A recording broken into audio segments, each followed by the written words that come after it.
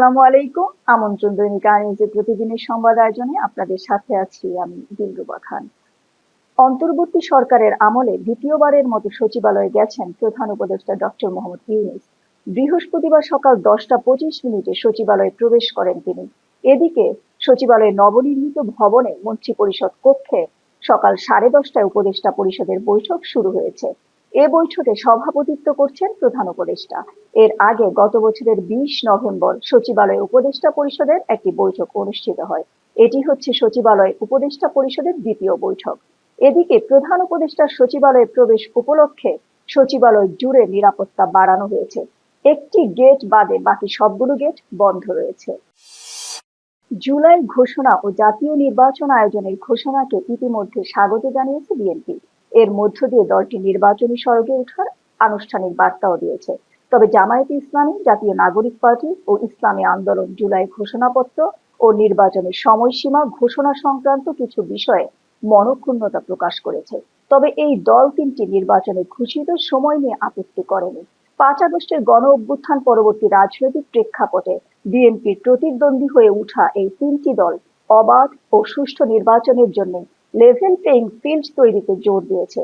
এর বাইরে অন্য রাজনৈতিক দলগুলো বেশিরভাগই নির্বাচনের সময় নিয়ে প্রধান উপদেষ্টার ঘোষণাকে স্বাগত জানিয়েছে। নির্বাচনের সময়সীমা ঘোষণাকে স্বাগত জানিয়েছে বিপ্লবী ওয়ার্কার্স পার্টি। দলটি বলেছে, জাতীয় নির্বাচন নিয়ে যে অনিশ্চয়তা ও সন্দেহ অবিশ্বাস সৃষ্টি হয়েছিল, এ ঘোষণা তার খানিকটা অবসান ঘটবে। গতকাল বুধবার এক বিবৃতিতে ওয়ার্কার্স পার্টির সাধারণ সম্পাদক সাইফুল হক একথা বলেন। সাইফুল হক বলেন, এ ঘোষণার মধ্য দিয়ে সরকারের সঙ্গে রাজনৈতিক দলগুলোর যে মনস্তাত্ত্বিক দূরত্ব তৈরি হয়েছিল, তাও কিছুটা দূর হবে বলে আশা করা যায়। তবে বিদ্যমান আধা নৈরাজ্যিক পরিস্থিতির অবসান ঘটাতে না পারলে প্রধান উপদেষ্টার প্রত্যাশা অনুযায়ী ইতিহাসের সেরা নির্বাচন অনুষ্ঠান সম্ভব হবে না বলে মনে করেন তিনি। আগামী ফেব্রুয়ারি মাসে রোজা শুরুর আগে জাতীয় সংসদ নির্বাচনের আয়োজনের জন্য সব প্রস্তুতি শেষ করতে গতকাল বুধবার নির্বাচন কমিশনকে চিঠি দিয়েছে প্রধান উপদেষ্টার কার্যালয়। এই চিঠির মাধ্যমে নির্বাচন আয়োজনের জন্য সরকারের পক্ষ থেকে ইসিকে অনুরোধের আনুষ্ঠানিকতা শেষ হলো। গতকাল রাতে প্রধান উপদেষ্টার প্রেস উইং জানায়, গতকাল ইসির সিনিয়র সচিব বরাবর পাঠানো ওই চিঠিতে উল্লেখিত সময়ে প্রত্যাশিত মানের অবাধ, সুষ্ঠু, শান্তিপূর্ণ ও উৎসবমুখর জাতীয় নির্বাচন আয়োজনের প্রয়োজনীয় কার্যক্রম গ্রহণের জন্য অনুরোধ করেন প্রধান উপদেষ্টার মুখ্য সচিব এম সিরাজউদ্দিন মিয়া। বাংলাদেশ খেলাফত মজলিসের আমির মাওলানা মামুনুল হক বলেছেন, প্রধান উপদেষ্টার পাঠ করা জুলাই ঘোষণাপত্র, ঘোষণার আয়োজন এবং একটিমাত্র দলের সঙ্গে আলাপের ভিত্তিতে জাতীয় নির্বাচনের তারিখ ঘোষণা সবকিছুই প্রমাণ করে ইসলামপন্থীদের মতামত, আত্মত্যাগ ও সাংগঠনিক ভূমিকাকে অবজ্ঞা করা হয়েছে। বুধবার বাংলাদেশ খেলাফত মজলিসের পক্ষ থেকে গণমাধ্যমে পাঠানো এক বিবৃতিতে দলীয় অবস্থান জানান মামুনুল হক। তিনি বলেন, এটি শুধু দুঃখজনক নয়, বরং গণতান্ত্রিক মূল্যবোধ, ঐতিহাসিক বাস্তবতা এবং জনগণের আকাঙ্ক্ষার প্রতি চরম অবহেলার শামিল। প্রধান নির্বাচন কমিশনার এএমএম নাসির উদ্দিন বলেছেন, তারা আশা করছেন ত্রয়োদশ জাতীয় নির্বাচন আয়োজনের বিষয়ে সরকারের পক্ষ থেকে দ্রুত চিঠি পাবে নির্বাচন কমিশন। তিনি বলেন, চিঠি না পেলেও ইসি আরো আগে থেকে নির্বাচনের প্রস্তুতি নিচ্ছে। আগামী বছরের ফেব্রুয়ারির প্রথমার্ধে নির্বাচন আয়োজনে বিভিন্ন ধরনের চ্যালেঞ্জ থাকলেও ইসি তার প্রস্তুতি এগিয়ে নিচ্ছে।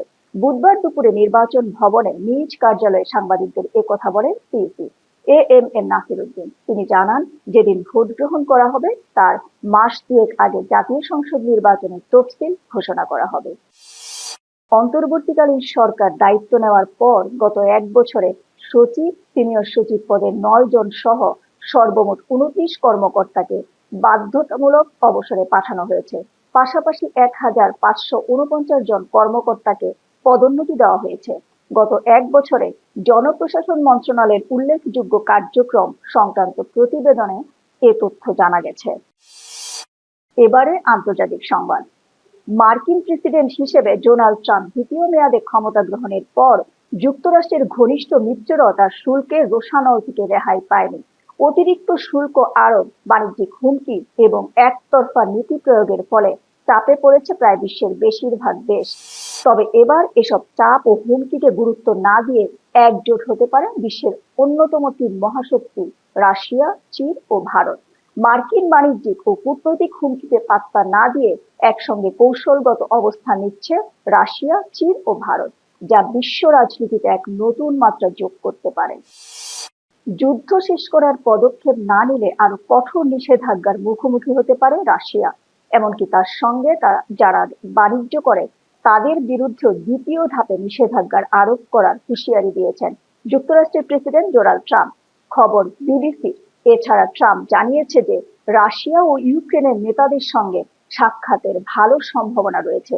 সেই সঙ্গে তিনি দাবি করেছেন রাশিয়ার প্রেসিডেন্ট ভ্লাদিমির পুতিনের সঙ্গে মার্কিন প্রতিনিধিদের খুব ভালো আলোচনা হয়েছে। এবারে খেলার খবর। এশিয়ার মঞ্চে আরেকটি দুর্দান্ত সূচনা করল বাংলাদেশ অনূর্ধ্ব-20 নারী ফুটবল দল। অনূর্ধ্ব-20 এশিয়ান কাপের বাছাই পর্বে স্বাগতিক লাওসকে 3-1 গোলে হারিয়ে টুর্নামেন্টের দারুণ সূচনা করেছে পিটার বাটলারের শিষ্যরা। এর সাথেই শেষ করছে এখনকার সংবাদ আয়োজন। দৈনিক আর নিউজের সাথেই থাকুন।